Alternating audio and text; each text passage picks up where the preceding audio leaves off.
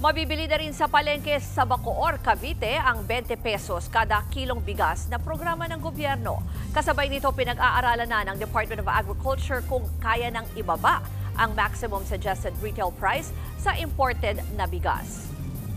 Para sa ibang detalye live mula sa Quezon City, si JC Cosico. JC, kamusta ba ang naging bentahan ng 20 pesos na bigas dyan?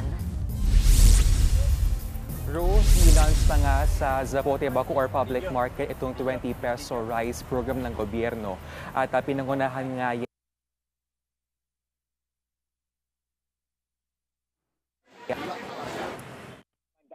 ng bigas na nabili nga ng National Food Authority mula sa mga local farmers ang dineliver sa pamilihan. Ayon sa DA, target na maabot ang 15 milyong beneficiaries sa buong bansa hanggang 2026. Sa ngayon, available sa 94 locations sa Pilipinas ang 20 per kilo rice program. Dati na pong sinabi ng DA na i-expand nila ito hanggang 2028 o hanggang sa pagkatapos ng termino ni President Bongbong Marcos. Root doon naman sa issue ng pag-lower nga ng maximum SRP na imported rice to 43 pesos.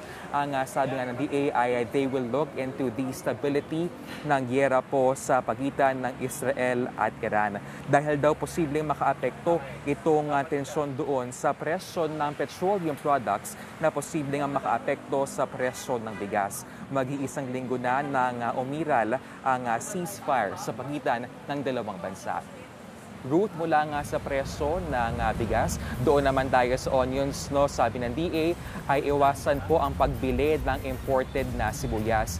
Bukod kasi sa wala itong import permit, ating i-recall na yung mga smuggled onions na nabis pong ibinebenta nga sa Paco Market ay nagpositibo sa E. coli at pinukumpiska na po ito ng DA. They also, nilinaw po ng DA na yung pong mga nakumpiska na milyon-milyong pisong halaga ng sibuyas dyan po sa Port of Manila ay kanila pa lamang itetest at yung results niyan ay kanila pong ilalabas in the coming days. Ruth?